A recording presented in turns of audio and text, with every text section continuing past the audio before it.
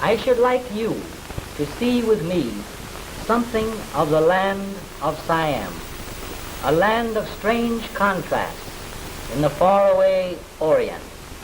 Here we have the only independent, absolute monarchy existing today, yet the people enjoy as much freedom as they do anywhere else in the world. And here we have a strange mixture of East and West, ancient colorful ceremonies side by side with the most modern mechanical improvements. You would feel at home here, as I do, for the Siamese are a friendly, happy people. It is my good fortune to dwell among these people and to share their lives, and I am happy to be selected as your guide for the unfolding of some of the magnificent and spectacular ceremonies which you will witness in these films.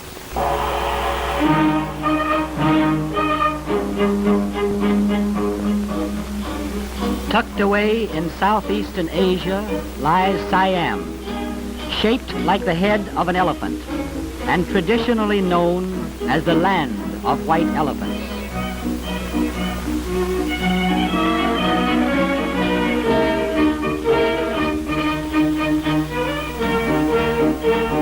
Perhaps no city in the Far East has retained so much of the color and glamour of the Orient as Bangkok.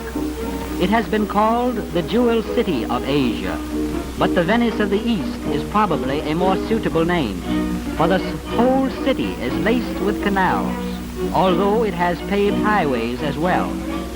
Waterways constitute one of the chief transportation systems of the country. There are no dry problems here.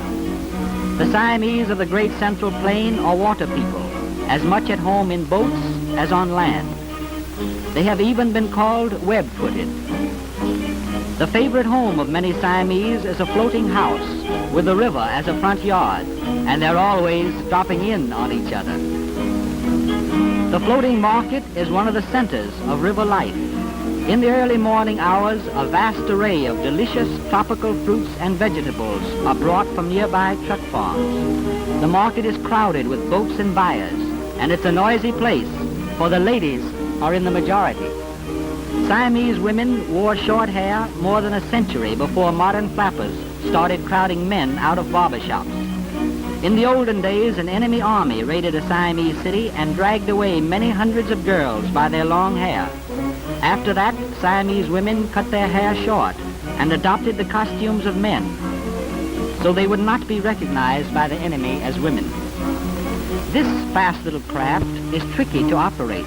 It must be balanced with a paddle, which is never lifted long from the water, or out you go. I tried it one day myself, and I'm glad there was no camera present to register my ducking. It is as natural for a Siamese to paddle a boat as to walk. Siam is a nation of magnificent temples, gorgeous gems of architecture splashed with gold and brilliant colors which sparkle in the tropical sunlight. The great spire of this temple is colored with colorful bits of glass and chinaware from a porcelain-laden ship which was wrecked off the coast many years ago.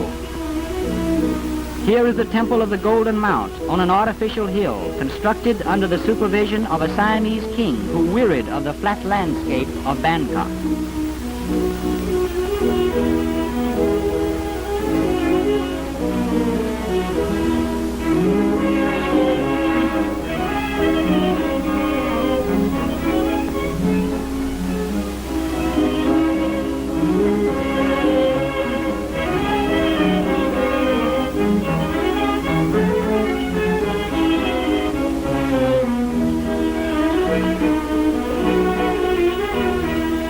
is Wat Benchama Bopit, a temple of pure white marble with tiled roof of brilliant orange, one of the most gorgeous sights in the whole Orient. This temple, known popularly as the Temple of the Five Kings, is used for informal royal ceremonials. The prevailing religion is Buddhism, and the people are very proud of their faith. Buddhism in Siam is more a philosophy of life than a doctrinaire religion.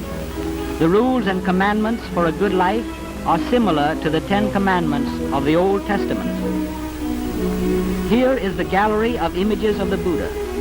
The first figure you saw represents the Buddha when he was fasting as an aid to the attainment of knowledge. The central figure of the Buddha in Siamese temples is a figure of peace and serene content. The figure here is not that of the Buddha, but an image representing a wise man. The little girl is not praying, but merely paying her respect to wisdom. Even the Buddha is considered a great teacher rather than a divinity.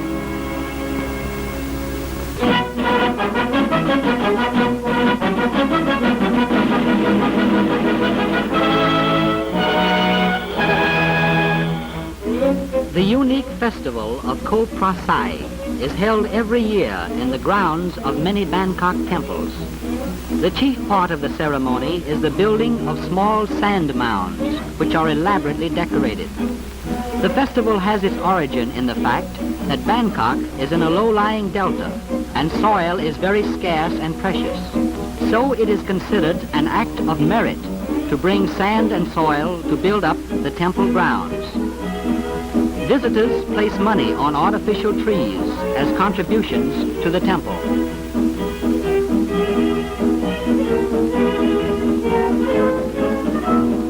Siam is a land of colorful and spectacular festivals. During certain seasons of the year, there is some sort of popular or religious festival or fair going on most of the time.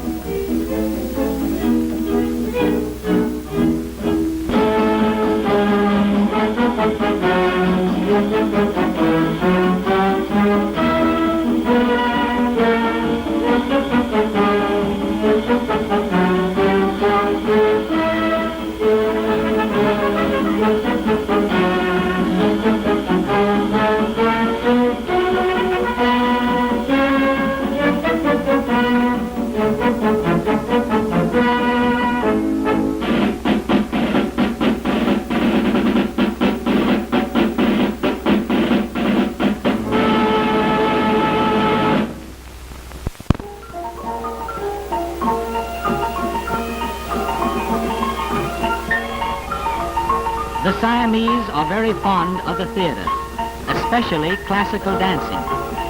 The girls are trained from childhood, and they look very picturesque in their elaborate costumes. They wear no musical comedy scanties, and in their dancing there is no element of sensuality. You see, there are no tired businessmen here.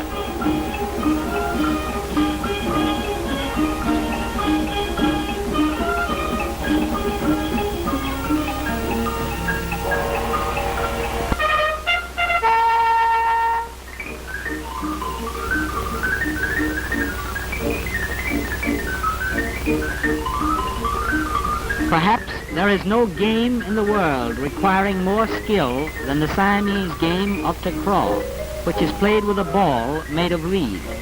The players try to kick the ball through a ring of flowers, and they attempt to keep the ball bouncing about in the air as long as possible. They kick it with feet, legs, knees, elbows, head, heels, and ankles. The players must be extremely agile and alert. There it goes, right through the hole.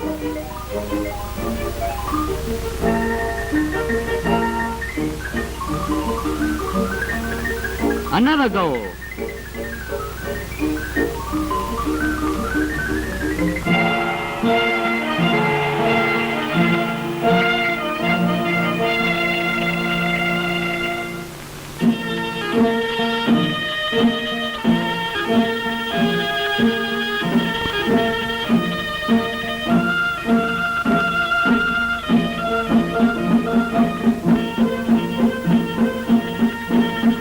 Siamese boxing contest opens with a sort of weird dance to the strains of an orchestra.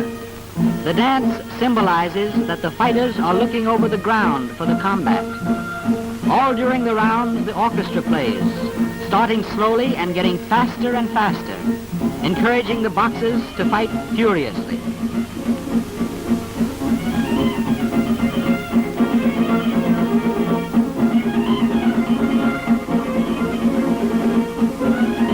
Siamese boxing is the real art of self-defense. It teaches defense against everything. Kicks, fist blows, elbow jabs, knee punches, or what have you. One of the favorite blows is knee to chin, which is often a knockout.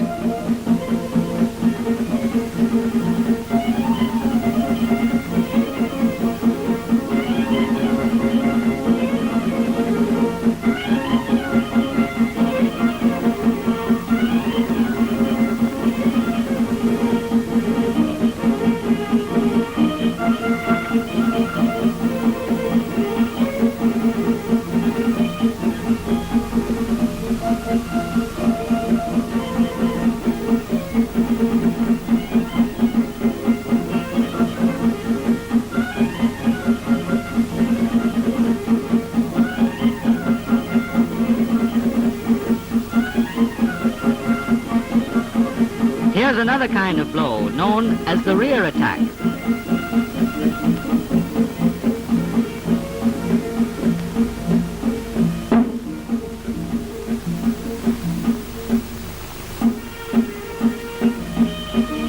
Siamese boxing is not cluttered up with a lot of rules and red tape. They go in to fight, and they do. Oh boy, what a fight.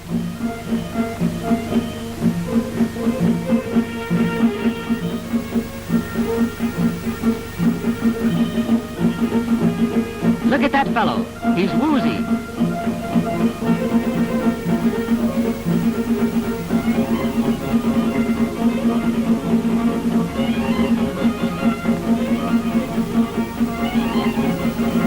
There he goes. He's down. 10, 11, 12, 13, 14, 15, 16, 17, 18, 19, 20. By the count of 20, he is definitely out.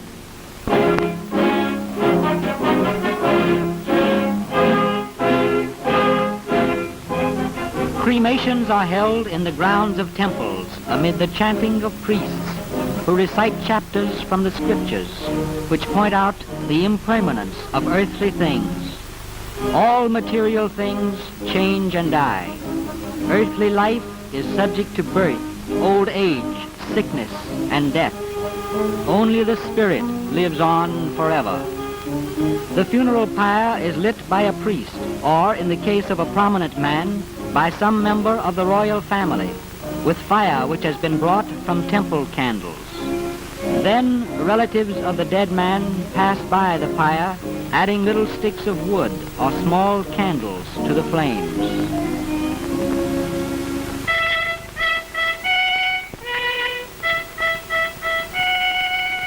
The rare and perhaps the last picture of King Rama VI, taken with some of the members of his family just before his death a few years ago.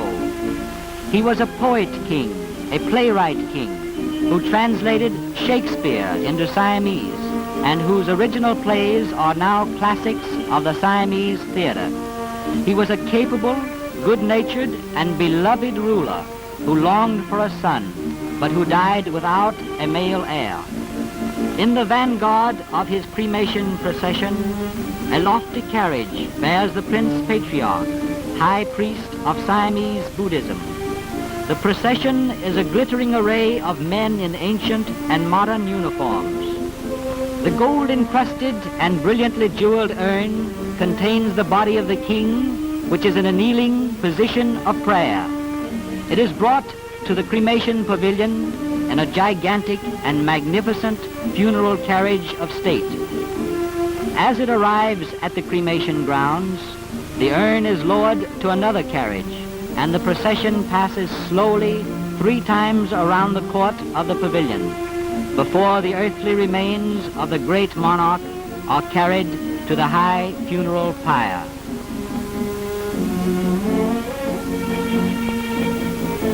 The new king and queen are borne in palanquins to join the cremation procession.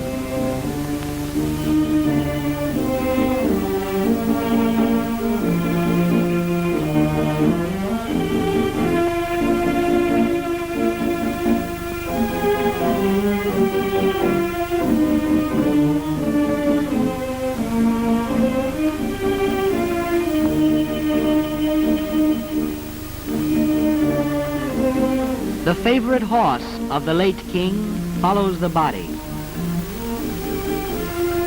This marvelously beautiful cremation pavilion cost $500,000 to Calls, about $250,000. For each royal cremation, a new pavilion must be built.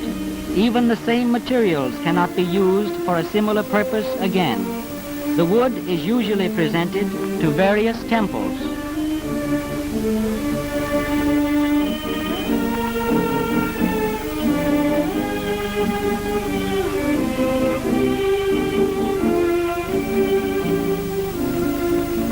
The new king lights the funeral pyre of his august predecessor. Then follow relatives and high officials of state, placing gold-tipped sticks of scented oriental wood on the mounting flames.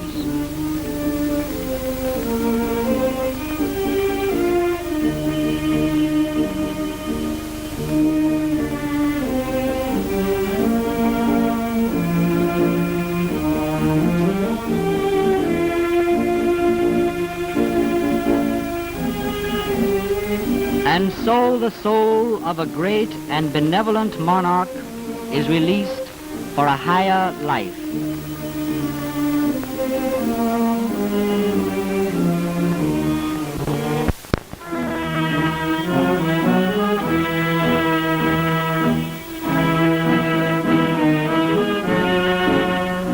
Prince Prajadipok, brother of His late Majesty, begins the elaborate ceremonies which will elevate him formally to the throne. The first step in the coronation is the ceremonial bath, symbol of purification. The waters are brought from the 5 great rivers of Siam. This ceremony is supervised by a high priest of the Brahmin sect. Buddhism is a simple religion, almost devoid of pomp and ceremony. So the Siamese have adopted Brahmin rites for formal and ceremonial occasions.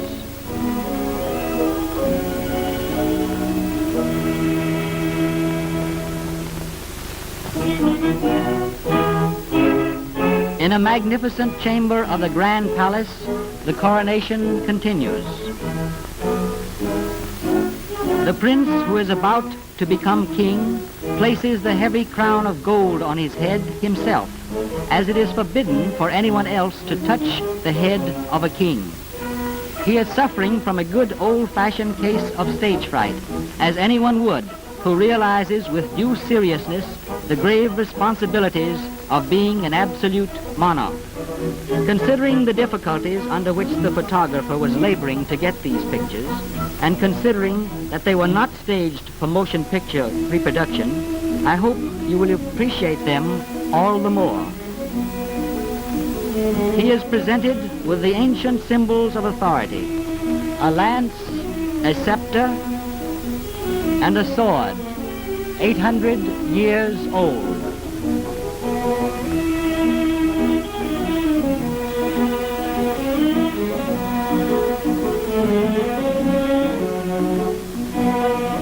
As a symbol of his benevolence, he scatters artificial flowers of gold and silver before him.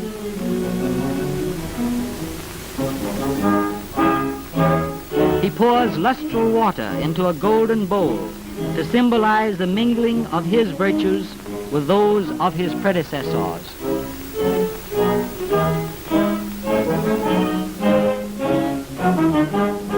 Finally, surrounded by the royal guard, he mounts the magnificent golden throne. It is an awkward throne to mount, so he is fully seated before the curtains are drawn aside to reveal this gorgeous sight to those in the audience chamber. And now behold, His Majesty King Prajadipok. Admiral of the Navy, Commander of the Army, supporter of the faith, and supreme ruler of Siam.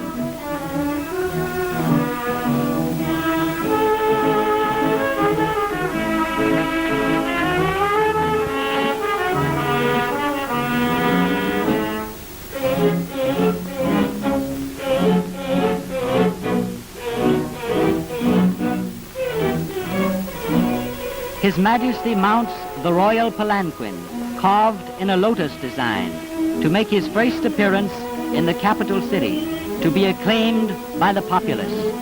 This new king is an exceptionally able young man.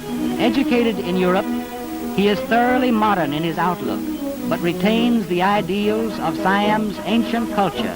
His only thought is the welfare of his people.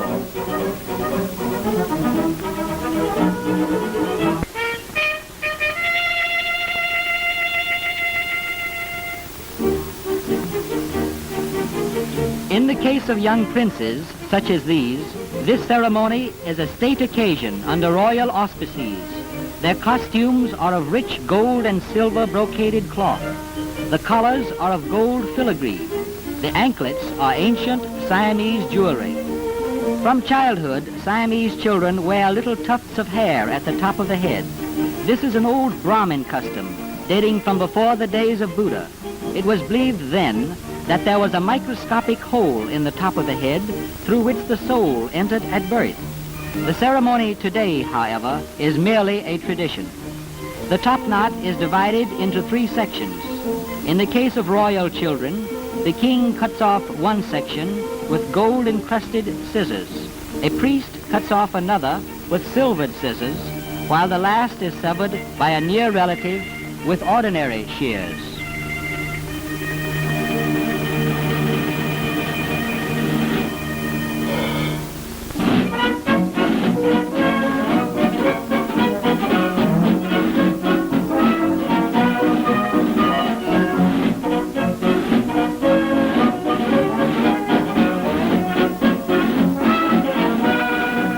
The king is very popular with the military forces, for he was trained as a military man and served as an artillery officer before he ascended the throne.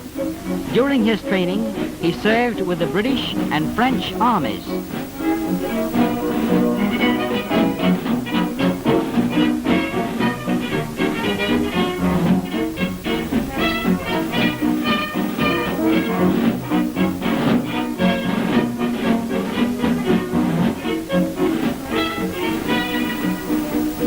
The present king never expected to come to the throne, but 2 of his elder brothers died in a short space of time. Even then, there was hope that his brother, King Rama VI, would be blessed with a male heir. A royal infant was expected even as King Rama lay on his deathbed. A child was born, but it was a girl, and Siam does not have ruling queens. A few hours later, King Rama was dead. So King Prajatipak came unexpectedly to the throne, but he has fully proved his worth as a statesman and administrator.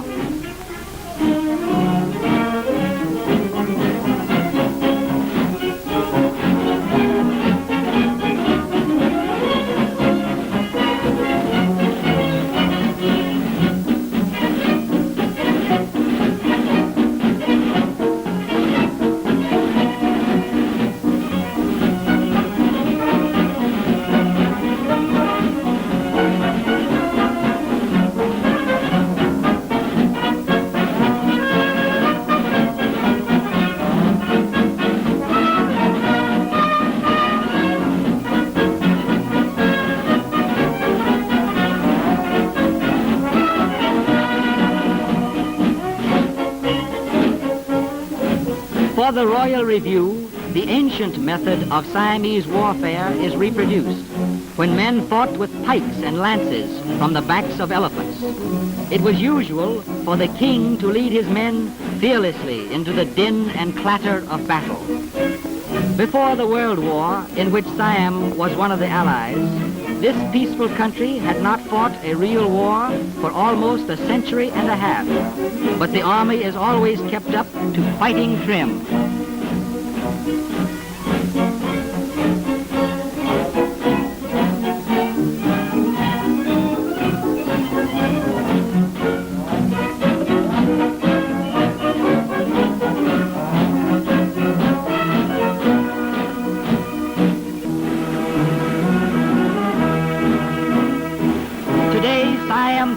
has its flivvers, radios, railways, air mails, buses, and even miniature golf. With such a modern king and queen leading them, the people are rapidly adapting up-to-date methods without abandoning their ancient culture. But I hope they will never become so westernized that they will forget these gorgeous ceremonies. And I hope they will never become so engrossed in modernization that they lose their gentleness, their good humor, and the peace of their spirits.